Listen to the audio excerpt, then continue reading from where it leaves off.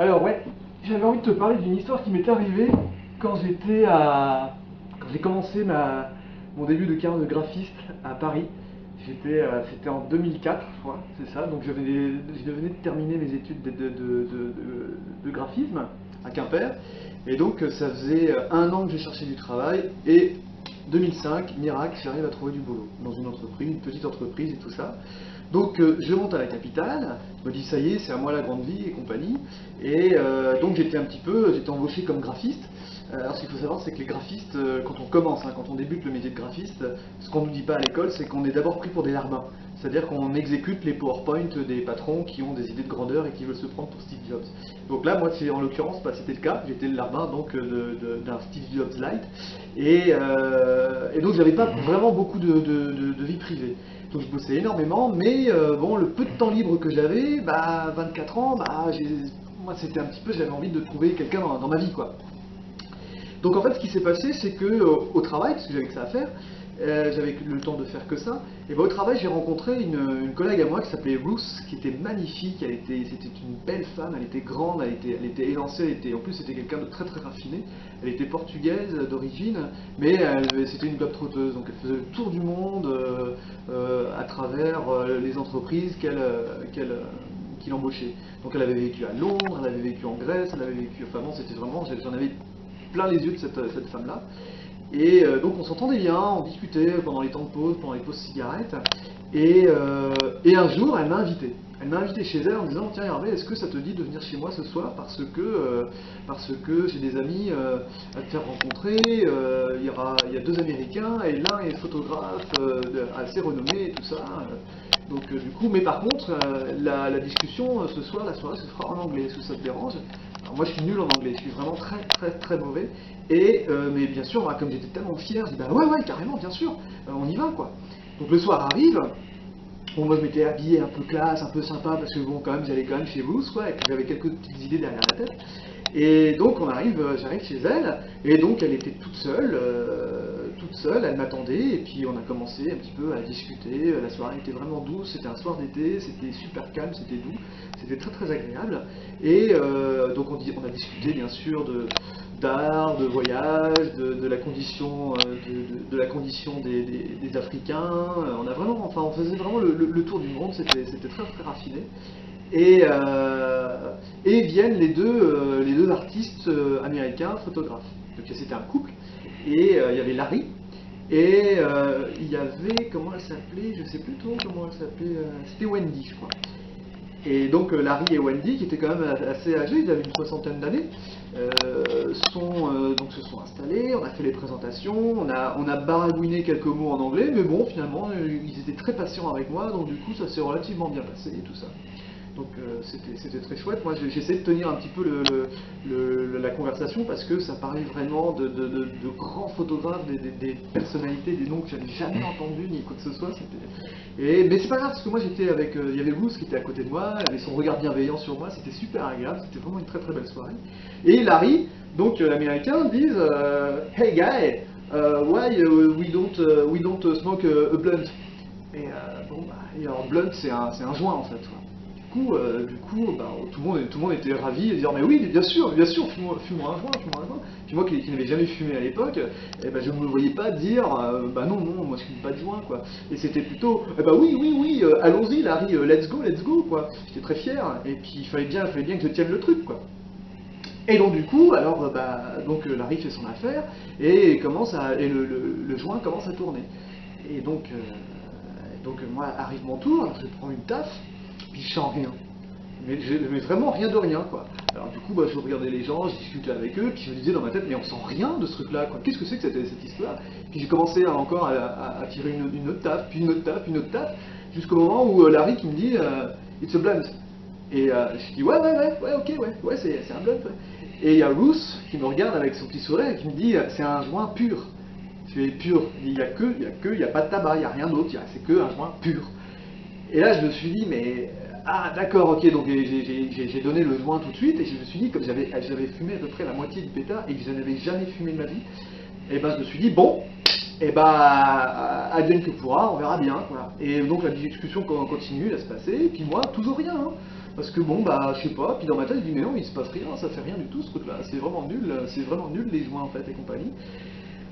Et sauf qu'à un moment donné, j'ai commencé à sentir les effets, mais c'était un petit peu les effets néfastes. C'est-à-dire que plus on avançait dans la conversation, et plus je trouvais que je ne comprenais plus rien du tout à ce que les gens parlaient dans la conversation. Je comprenais plus rien, mais vraiment plus rien. C'est-à-dire que Ruth commençait à me parler, et elle parlait en anglais, et moi je comprenais vraiment plus rien. Je me dis c'est pas grave, et je continuais à faire illusion de. Je jochais, j'opinais du chef, et ouais, tiens, yeah, I'm agree with you, yes. Larry commençait aussi à parler avec son accent américain, je comprenais encore de moins en moins, de plus en plus, enfin de moins en moins grand chose, et plus le temps passait, tout ça. Bon. Mais à la limite, c'était quelque chose encore qui pouvait tout à fait se gérer. C'est-à-dire, ok, je comprends plus rien, bon bah c'est pas grave, hein, je me laisse aller, je dis yes, oui, no, I understand, can you repeat please, et pourquoi pas. Et en fait, à un moment donné, je sais pas quel l'effet qu'a le joint sur moi, mais sur les autres, mais en tout cas je sais que sur moi, quand c'est là en l'occurrence, j'ai commencé à avoir très mal au ventre, mais vraiment très mal au ventre, et c'était assez épouvantable parce que c'est pas un mal de ventre, un coup de poing, c'était des problèmes intestinaux et il fallait que j'aille aux toilettes, et c'était quelque chose d'épouvantable, et vraiment, alors j'ai essayé de contenir ça, mais ça plus le fait que je comprenne rien à la conversation, j'ai commencé à vraiment me sentir pas très bien. C'est-à-dire que j'avais un espèce de mal-être qui naissait en moi.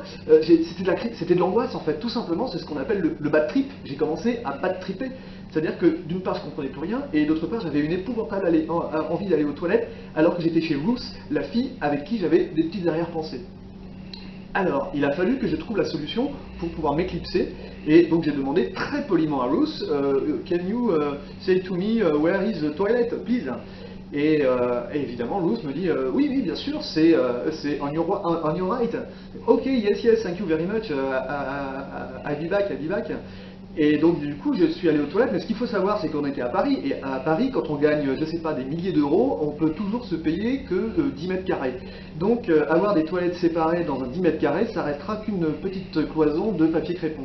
Donc du coup c'était assez dur parce qu'il a fallu que je gère la sonorisation de mes intestins, alors qu'il y avait la fille que je draguais et que je désirais farouchement, qui était à moins de 10 cm de ces toilettes. Et pour couronner le tout, lorsque j'entre dans les toilettes, c'était vraiment un stéréotype ces toilettes-là. Mais vraiment un stéréotype de toilette de femme. C'est-à-dire, tout dans la salle de bain était nickel, était rose, mais rose bonbon. Il y avait même de la petite moumoute autour de la cuvette des toilettes, de la moumoute rose. C'était un bonbon, voilà, c'était une bonbonnière, donc les toilettes de Ruth étaient une véritable bonbonnière.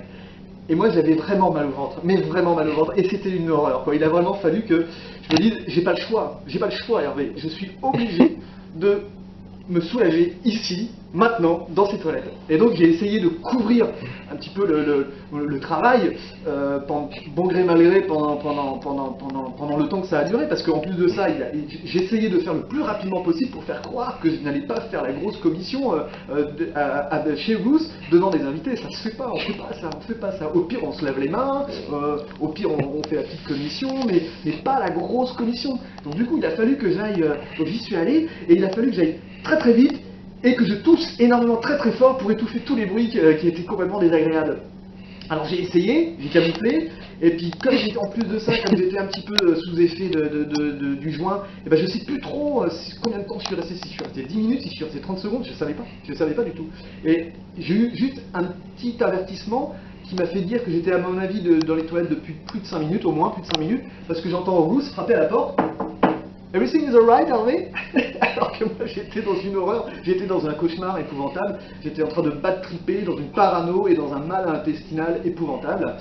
Et au moment de sortir, ça allait mieux, mais j'étais toujours aussi mal, j'étais blanc, j'étais blême. Au moment de sortir, je me rassois comme si de rien n'était, Ruth me regarde avec un petit sourire, et Larry me regarde et il me fait One joint is good. Et là-dessus j'ai fait yes, it's pretty, it's enough. Et tout le monde a rigolé. Alors évidemment, par la force des choses, j'ai rigolé. Mais après coup, parce que la soirée, pour moi, elle s'est finie où je me suis dit, non, décidément Hervé, la vie parisienne ne te convient pas, rentre à Brest.